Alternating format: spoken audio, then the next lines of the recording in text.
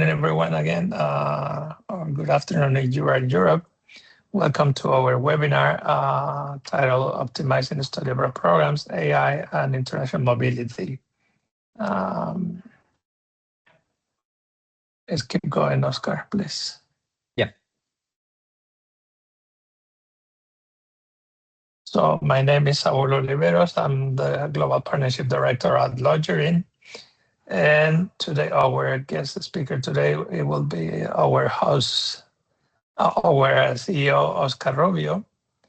And he will be our speaker today, and which has a vast experience in international mobility. Since we are at the company, we will talk about AI and how it's reshaping all international mobility.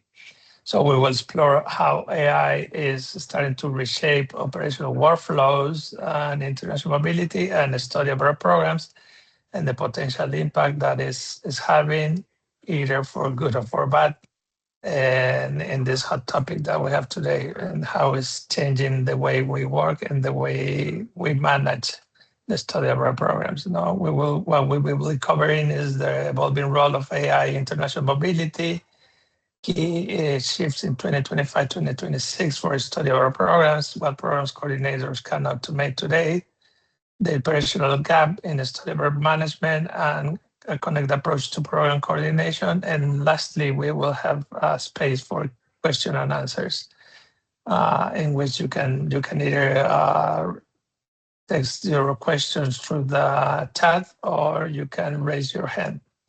But first of all, we'll do an introduction to us. We are Lodgerin, and we're a tech company, and we have developed the first digital ecosystem that simplifies international mobility processes by connecting organizations with housing providers and personalized services. We have created this digital ecosystem, software oriented towards universities and companies, that connects with housing managers and service partners. And the last part of this ecosystem is an app for the use of students or tenants, or any relocated individual, your professional, etc. So we make things easier through this ecosystem for people moving abroad. It's powered by an organization that can care about their well-being and productivity and safety, and it's committed to providing housing and services that make the experience more satisfactory. So I will pass the session to our guest speaker today, Oscar Rubio. And Thank you, Saul. Go ahead.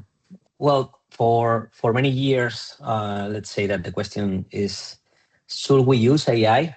And I think the answer to that question is pretty clear right now. It's not a matter of future, it's a matter of present, right? So the real question here is, where does AI create real operational impact or value into our institutions? So if we see the roadmap about the AI and how this was introduced into the world, I remember 2022, when the first version of the LLMs start to be ready in the market. I remember it was like a hype of people using AI, don't knowing how to use it perfectly fine, but just testing and seeing the great potential that AI has. Then we can see how in 2023, this hype was going down, let's say, until last year, where in the last quarter of last year, we start to see how AI expands into operations in a whole way. We see during the last 2 years, 3 years, seeing people using AI in several aspects into their companies, but not like a tool or like a system that now they are using, right? So last year, in the last quarter, more than anything, we start to see new areas of application of these AI operational systems, such as student support chatbots, enrollment assistance, administrative automatization, and operational analysis, right? What should we be expecting in this year and the next years who are coming up? The opportunity to transform the way that we have been working during all our years in the market, traditional sector, as you may know, services or administrative issues that now we have the opportunity to make more scalable, more worldwide use, right? So AI changed faster than most of organizations expected, and now we have to adapt to this new change. So some insights about numbers getting from sources such as UNESCO or Educase AI. 19% of institutions already have formal AI policies, with 45% are drafting them. 27% of the students are using AI tools for sociocultural and adaptation to the host country or the new country, with tools like language or translation or information about the destiny where they are going to be more prepared for this stage. 57% of higher education institutions now consider generative AI as a strategic priority. You all know that the budgets are going down, the geopolitical situation is difficult, and it's less people in the department, so at least the same people. So using this kind of tools allows to institutions to be more productive with the same teams, and to us to be more productive as well. 54% of prospective students plan to use AI for university choice. 53% for study abroad program selection. What means half of the students already are using AI to select your institution or the institution where they are going to study. And 54, which is practically the same percentage, are using for study abroad programs. What it means is AI is already a reality, and people is using AI as used to be Google or any other website 5-6 years ago. So the ones who are not adapting to this, they're going to be out for sure. According to not just sources, if not surveys that we have spoken with several companies, even using our company as a practical example, the tasks that will disappear first are the ones who are in repetition, constantly repetition, right? Or repetitive task. Document processing, email responses, information requests, data tracking, report generation. All these are data that, well structured, can be automatized with AI pretty quick. Another of or which departments are most exposed to this automatization into the study abroad programs and universities, we can consider program coordination, where a person must coordinate with the host institution, plus the students, plus the parents, plus the grades, and all this stuff could be through workflows automatized for sure. Student services, where there is a huge volume, high volume of emails and requests and this kind of transactions, let's say. Administrative support, where the people, it's resolving issues, questions, and providing services to the students who are moving abroad, as well as the parents. And operations management, which is high level or high volume of incidents during stays and during the programs, and are things that can easily automatize with AI. So understanding the difference between the individual use that I guess everyone here, including me, is using AI, right, or the LLMs models, versus the operational impact that this can have if you create a whole system of AI in your process is totally different. So many organizations are experimenting with AI tools, right? But there is an important difference between this experimentation and infrastructure. So individual use, it's the one, as I said, that we are using every day. Isolated AI tools such as ChatGPT, Claude, etc., with individual productivity hacks such as answer this email or summarize all this or make me this formula in the Excel sheet, which is disconnected experiments are not connected, which means a lot of knowledge that the AI needs to know to make this scalable process is being missed because they are using in different workflows, let's say. Integrated operations is what we consider or what we call a system which is able to integrate AI into workflows, automatize the whole process between the systems, and centralize the operational intelligence. This means that all the source of knowledge that you have in your process and in your companies must be properly organized in order to use in these processes. So I heard a lot of people saying, "I'm using AI for this. I'm creating this system for that." The first step to create a real operational AI system is to organize all the information and processes that you are doing manually or traditionally. As soon as you have that, you are able to create this operational system. So it's not a matter of including AI because it's the present or the future. It's a matter of being organized first, have your operational process really well done in order to create these AI operational systems who are going to be your future. It's going to be the easy way to do it in the future, right? So how program coordinator operations can be designed? As soon as we have accomplished this first step of organized processes, documentation, issues, all the knowledge that we have in our institutions, you can use it for student questions with tools like Intercom AI, Zendesk, the CRM that you have in your company. When a student asks for about housing deadlines or visa steps or any kind of question that they might have, 24 hours 7, according to the knowledge base that you have provided to the AI operational system, will be solved with no intervention of you. Something that now it's a dream for everyone here.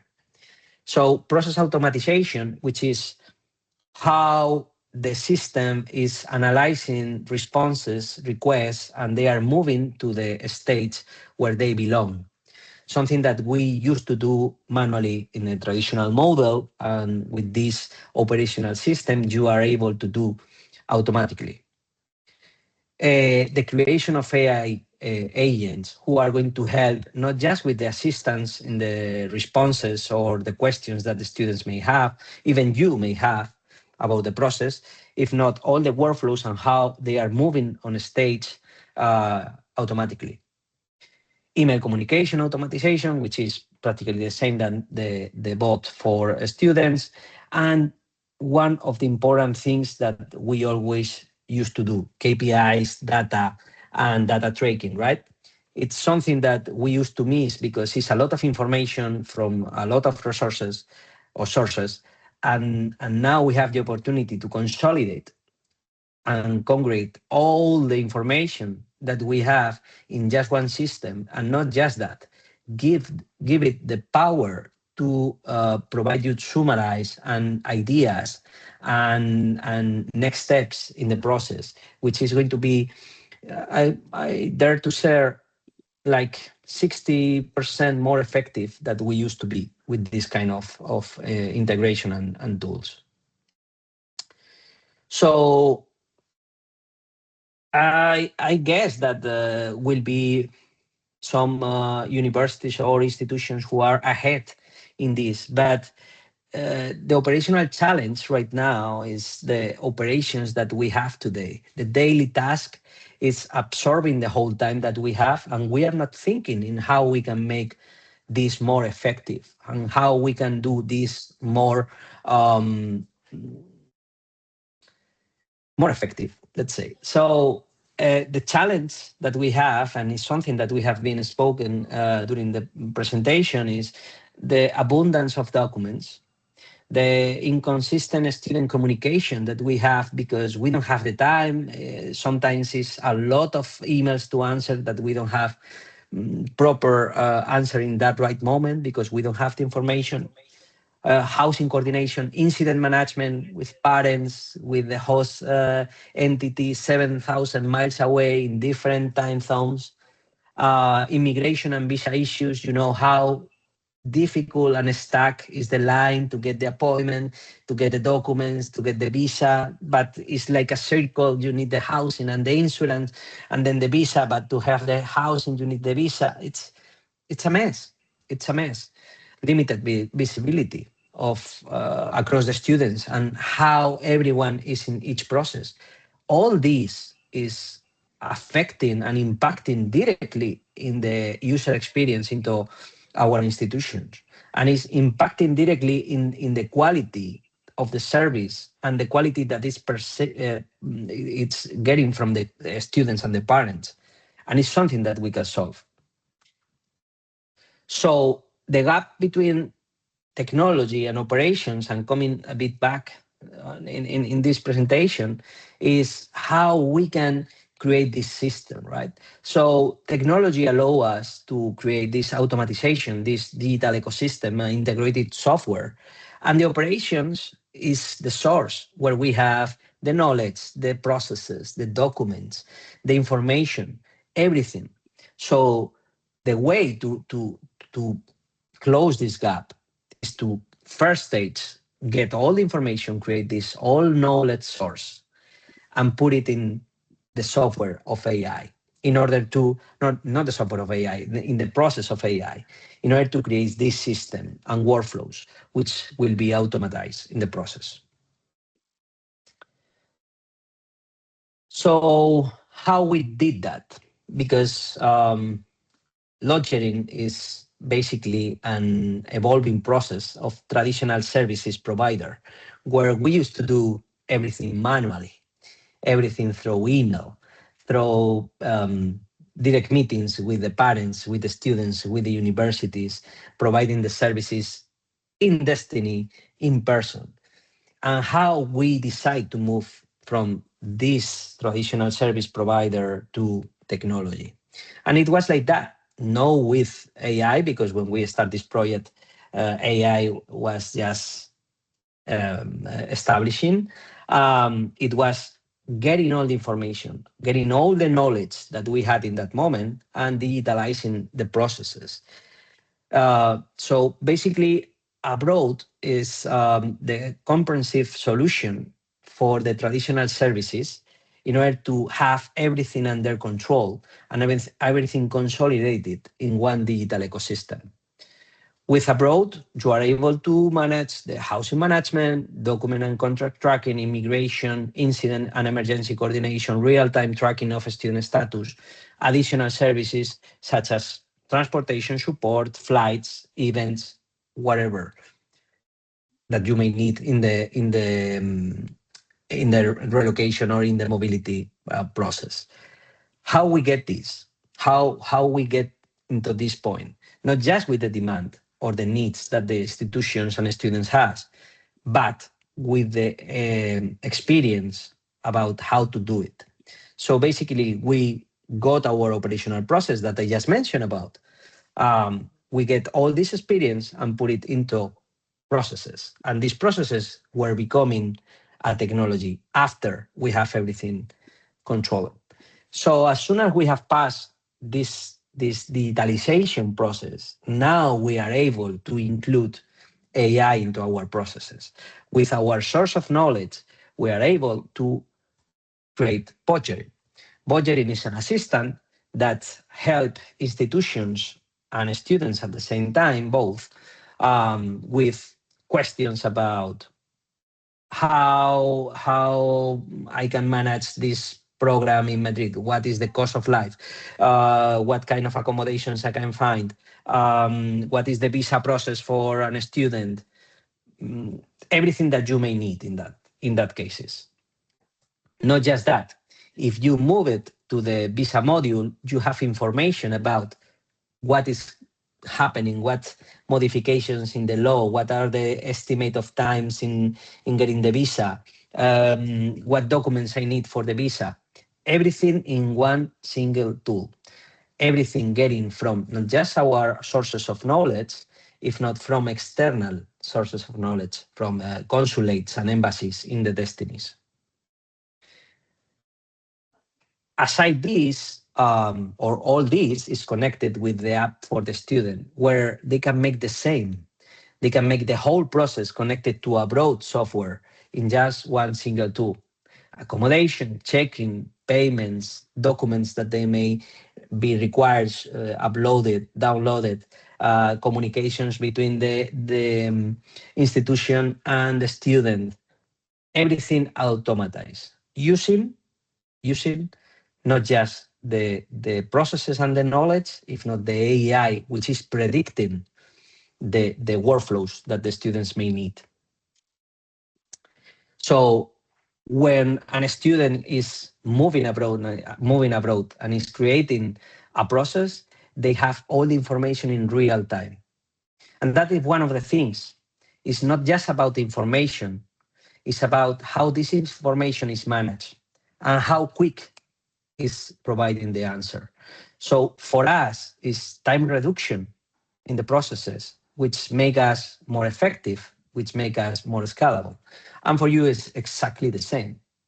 In order to create an AI process or AI organization, first of all, you have to start with information and then with AI. But on my opinion, the future is so bright in order to be more effective and provide a better experience to the users or the customers that we have. And now, after this presentation, we open a Q&A time.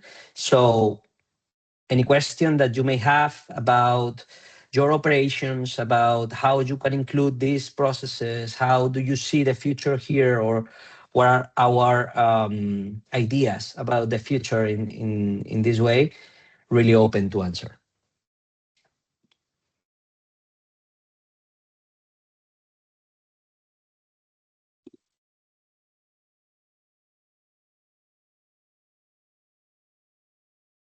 Christopher. Hi, nice to meet you. Thank you for your presentation. Coming from California State University, Long Beach, study abroad at the beach program. Great ideas. Love how it's going. I wonder, here's my basic question. Do you have a ready-made list of the necessary information needed to begin this digitalization process? Yeah, I mean, depending how, I mean, the roadmap could be longer as you want in terms of, I guess you have different operational processes for the study abroad program. I mean, we consider like three main pillars. The first one is the documentation or the recruitment process. Second one is all related to the visa. And third one is all related to logistics, housing, insurances, and all this stuff. So basically, as soon as we have all the information about how the institution is making these processes, we can start to provide the operational process to make these automatizations, because not all of them are using the same steps, let's say, and depending the programs where are they based and the legislation and all this stuff, the situation change. But basically, the pillars are always the same, and the main steps are basically the same, but it's difference between each program or each university. So we can provide you a guide of basic steps to make these automatizations and how we did it in our company. So maybe it's helpful for you in order to create these processes. Thank you so much. Appreciate that. Yeah. I have a question here in the chat, which is from Alexis. How can users ensure accuracy in responses generated by AI? I've seen similar technology miss the mark in answering a specific student advising questions related to study abroad programs. Well, the answer here is pretty clear. If you don't have knowledge enough in your tool, knowledge about the questions that you have for to answer to the students, it's going to be difficult to be accurate.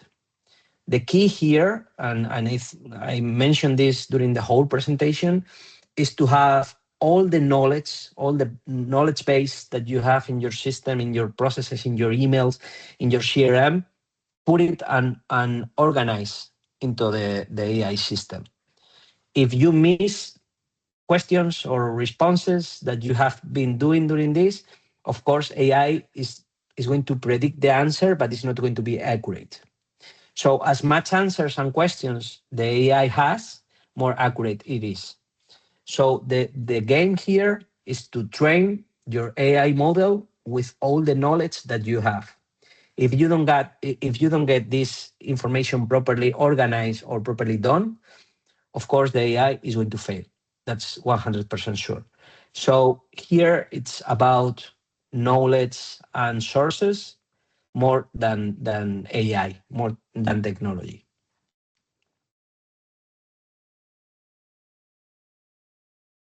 More questions?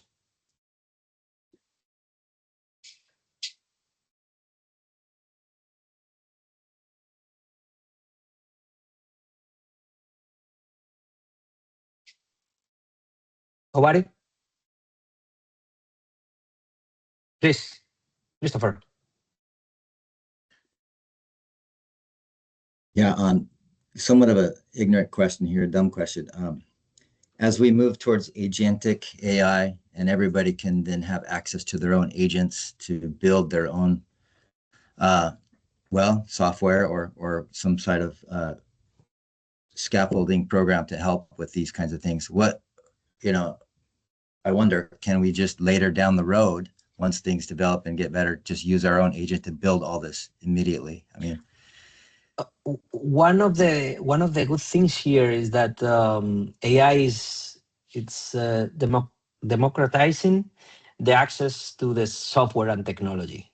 Everyone can make it right now. Right. Last weekend, I was making my own software for my personal finances. The thing is not just to create the software. The thing is the infrastructure and how scalable we can do it.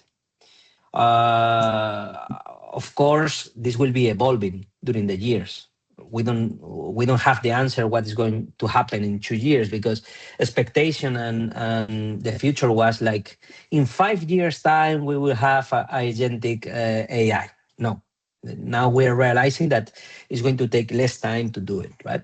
So the key thing here is infrastructure and how we can make it scalable in order to don't break the process and create a system that can grow with the institution and with the number of requests and students and everything. That is the key. It's not a matter of having a funny software where you can see dashboards and you can see everything.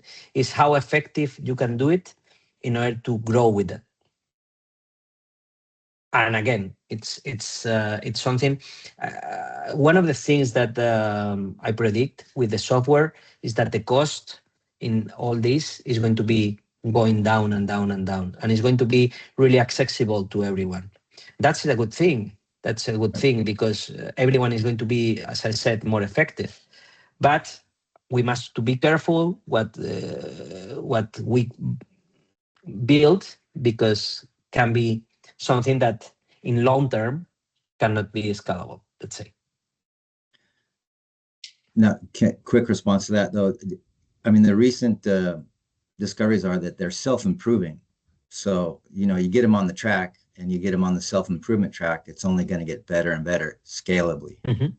Right? Mm-hmm. Correct. So it's nothing. Okay. Yeah, correct. We didn't think that Claude Code was able to do what it's doing right now 1 year ago, right? So imagine in 1 year what it's capable to do. Right. In any case, our work here, our job is to deal with people. Technology is the vehicle.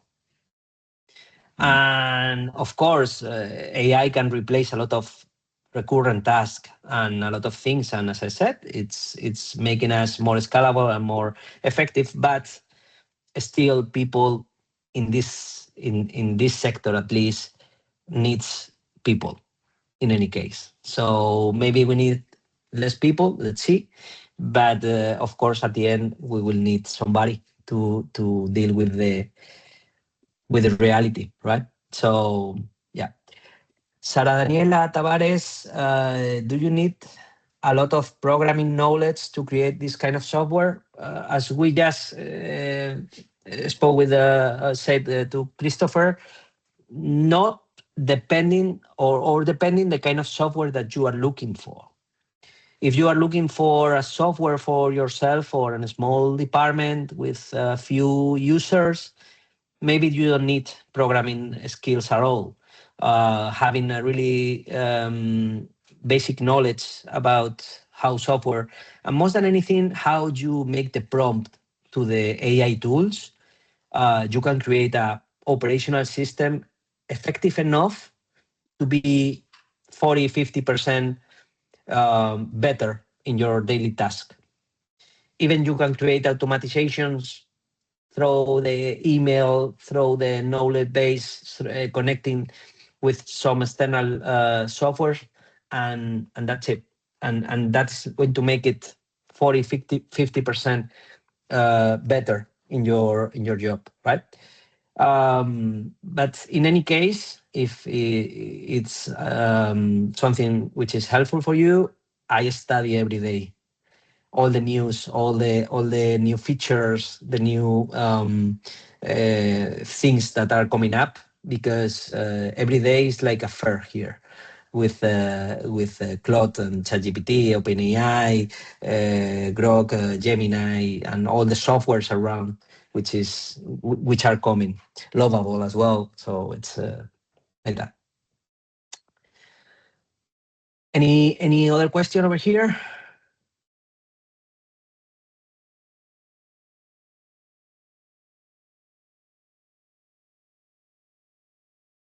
Well, guys, so thank you very much for coming in. I hope this presentation and this information was useful for you. In any case, we are open to discuss or to speak about anything you may need. Saul, I leave you to close the webinar. Thank you everyone for assisting. And we are open, as Oscar mentioned. You can feel free to schedule a meeting with us and ask us and keep in touch. I mean, we were more than pleased to assist you and help you